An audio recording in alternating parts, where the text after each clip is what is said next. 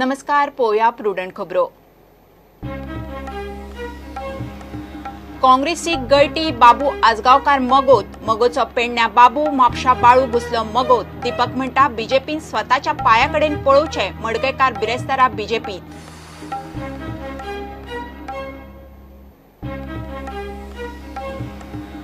कळंगुटे 10 लाखांचे नवे नोटींचे रॉबरीत भितर बडयल्लो दीपक गडेकार आनी दोगूय कॉन्स्टेबलांक 10 दीस पुलीस कस्टडी। कॉन्स्टेबलाकडच्यान 1.25 लाखांच्यो नोटी जप्त।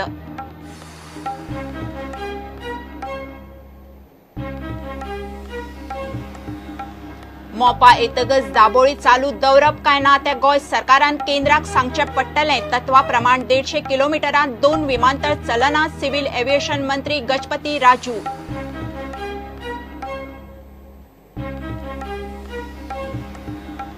बीजेपीन ऑफशोर कसिनोचे डेफिनेशन बदलले। आता दर्यांनी दवरपाचे कसिनो न्हयांनी दवरूंक कायद्याचे संरक्षण। भारतीय भाषा सुरक्षा मंचान सरकाराक केलो एक्सपोज।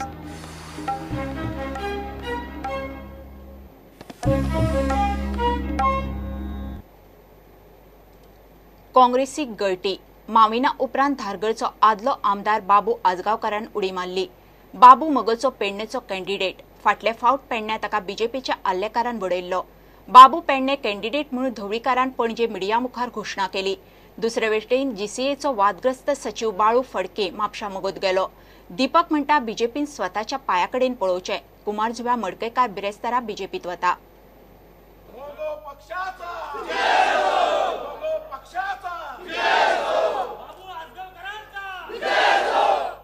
बाबू आजगावकार काँग्रेसींतल्यान मगोत गेलो।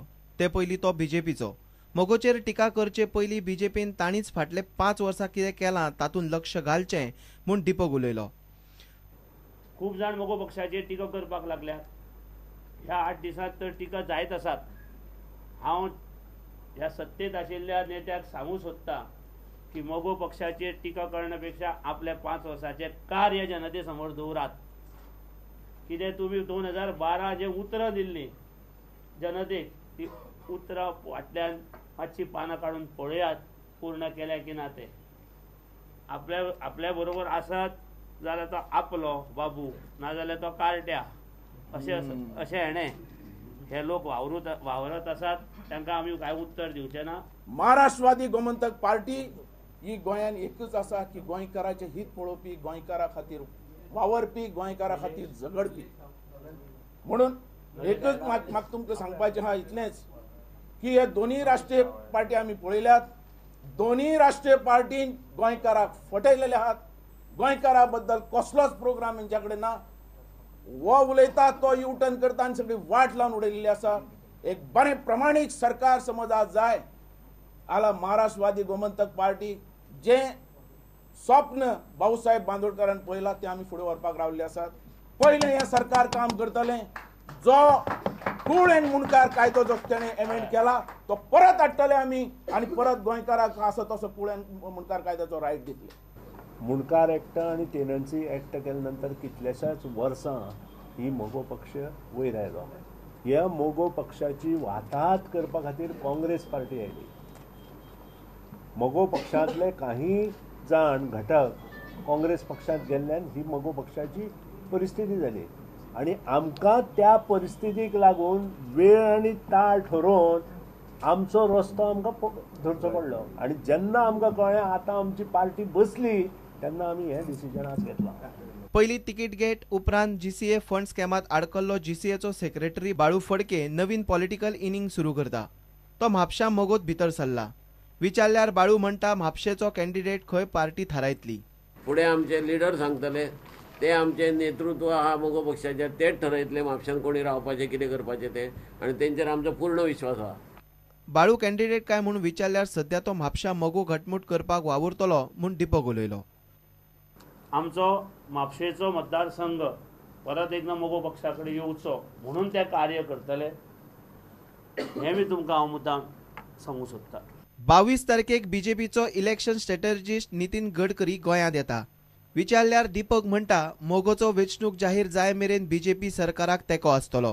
नितीन गडकरी येता तेन्ना कितें 22 तारखेक कृष्णत्ता आनी आमी सहबळाचेर वचपाचो विचार करता।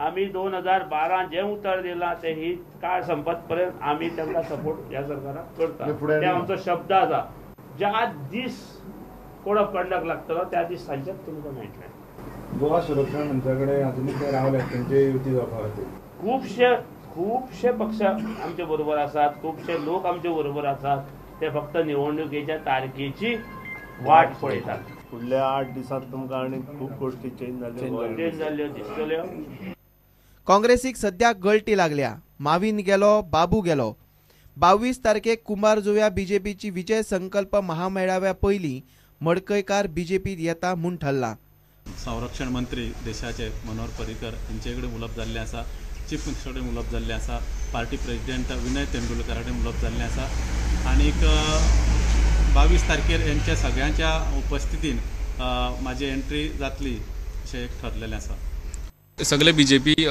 तुका एक्सेप्ट करतले अशें डेफिनेटली कारण हांगा हो पार्टीचो विशय आसा हांगा मडकयकाराक सपोर्ट करपाचो विशय ना हांगा हांवूच बीजेपीक सपोर्ट करताले ते कित्याक ओपोज करतले हांव बीजेपीक सपोर्ट करपाक फुडें सरता जाल्यार ते कित्याक ओपोज करतले फाल्यां तेंचो सुद्दां प्रश्न आहा ते मडकयकार म्हणून एखाद्या वेळी तेंचो कांय हें आसत डिफरन्सीस आसत पूण पार्टी कडेन तरी डिफरन्सीस ना आनी म्हाका एक माझी तरी हें आसा खात्री आसा की बीजेपीचे जे कार्यकर्ते आसतात ते शेवटी व्यक्ती पळयनासतना सिंबल पळोवन पार्टी पळोवन मत मारतात आनी त्या खातीर आज जरी कितें थोडेशें म्हाज्या बद्दल तेंच्या मनान जरी कितें आसलें तरी सुद्दां म्हाका खात्री आसा ते बीजेपीचे जे कोण खरे कार्यकर्ते आसा जे बीजेपीक मानपी आनी पयलीं पासून काम करपी आसा अशे सगळे बीजेपीचे कार्यकर्ते वोटर हे म्हाका सुद्दां पळयनासतना म्हाजो फेस पळयनासतना सुद्दां ते बीजेपी सिंबल आनी बीजेपी पार्टी म्हणून पळोवन मतां मारतले हातून कांयच दुबाव प्रुडंटा खातीर सिनियर रिपोर्टर महेश घाडी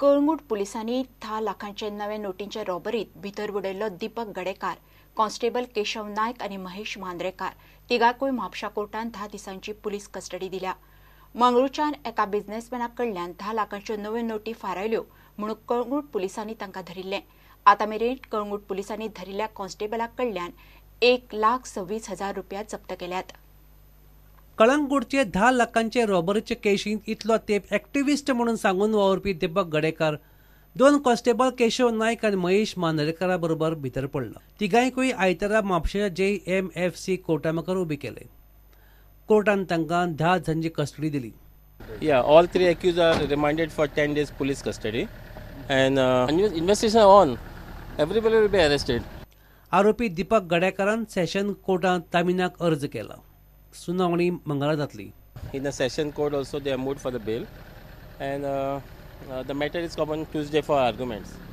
कळंगूटे धरिल्ल्या कॉन्स्टेबला कडेन 1.26 लाख रुपये मेळ्ळ्यात पोलीस बाकीच्या दोगांक सोदतात पुडंटा खातीर सिनियर रिपोर्टर मुकेश कुमार आनी Omkar Phalari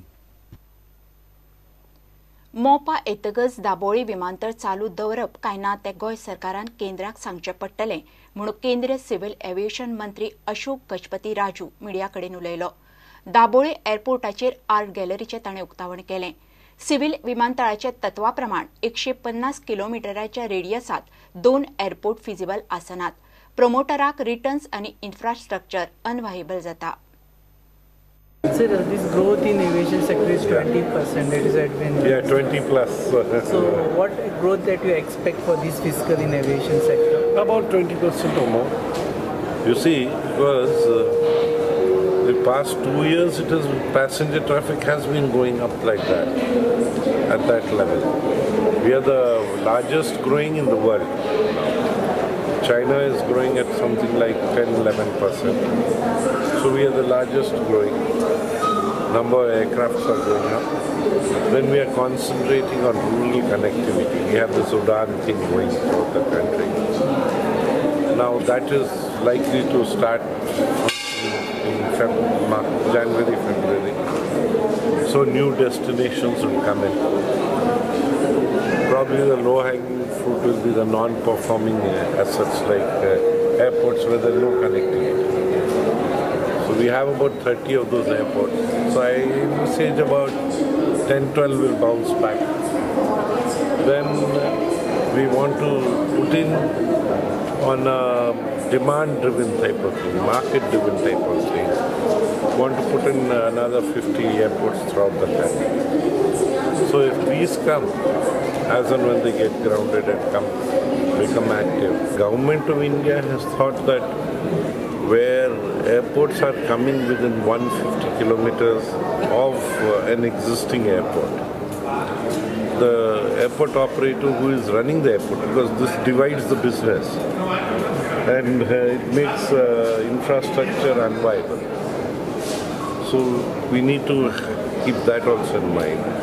So where there are civil enclaves like you have in Goa, Visakhapatnam, Pune, AAI for putting these enclaves will not charge a compensation. Rest of the places they will charge a compensation. Daboling will continue. That's left to the locals, I would say. It is not civil aviation.